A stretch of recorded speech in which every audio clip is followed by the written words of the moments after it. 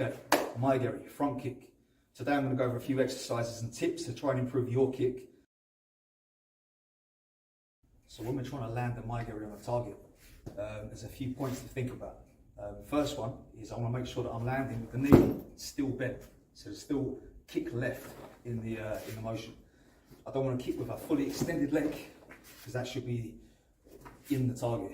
Okay, so I want to be connecting with my legs still bent as we make impact. An exercise or a way I like to train it really is just to kind of land it, hold that feeling, just putting more pressure into me from here, and just hold that position for a second. Just feel that connection with the legs still bent. So we've still got some extension left.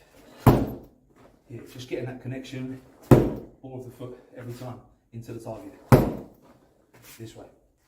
Another thing to think about, to avoid this problem where the kick skims upwards, what you often get is the kick kind of misses the target completely. In order to combat that is I must press the hips forwards. Sorry, angle again quickly.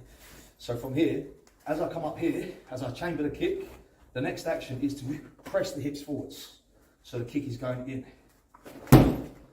forwards. If I keep the hips kind of in the same position and just lift the knee, I'm going to miss the target and skim up the pad. So I need to lift, chamber the kick and drive the hip in. Chamber and drive the kick inwards.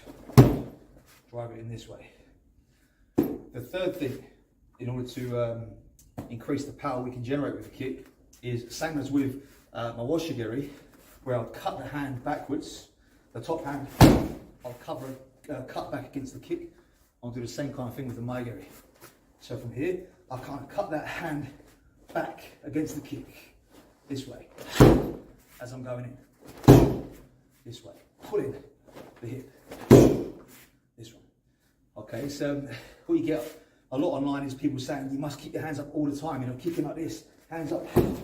I'm kicking with only my lower half of the body. Now we can use, at this range, my hands can be in this kind of safe position. The front hand can deal with that, back hand can come back a little, just to cut back and generate some more force in the kick. So a lot of times the problem with people's Mae Geri is the foot position and getting the foot into the ball of the foot, landing with the ball of the foot correctly on the target. So I'm going to give you a couple of exercises to help to develop that control over the feet and mobility of the feet as well. So the first one, just an easy stretch, is I'm going to come down to the knees. I'm going to sit with my toes pulled back. So we're stretching the sole of the foot here, getting those toes stretched back.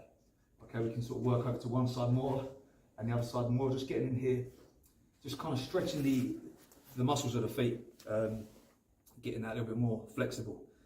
A second thing we can do is to gain a little bit more control over our feet. So what I like to teach sometimes is this kind of thing where I'll have my students have one foot up in the air maybe and make circles with the feet, both directions, or we can kind of make the alphabet, A, B, C, and just make the shapes of the letters or numbers with the feet just to gain control over our foot position, because a lot of the time the foot position is the problem, more so than the actual delivery of the kick, so we get used to sort of our positions with our kicks and different positions we need to get into.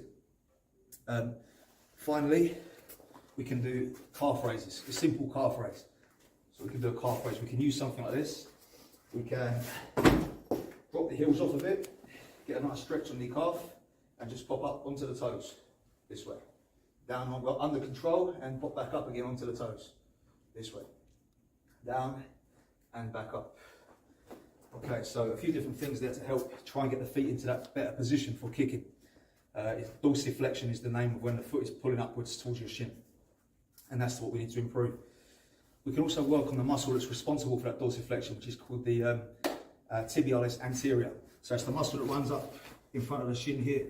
What we can do is we can sit here like this, put a foot in front and just raise the toes, squeeze up there, putting that foot close to the shin and down.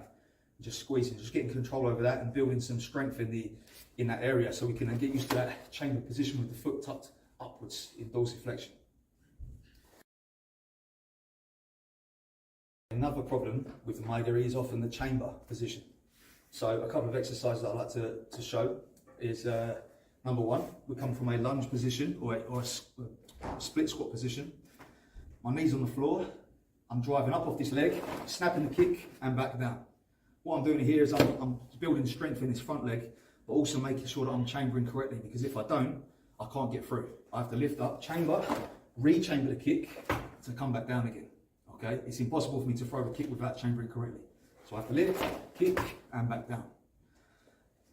A more difficult version of that then is to come into a kneeling position. Okay, pop the hips up, throw the kick, and down again. Hips up, throw the kick, and down again. Again, it's another one that is impossible to do without chambering the kick properly and re-chambering the kick. Perhaps more importantly, we have to kick, re-chamber the kick this way, come back down onto the knees.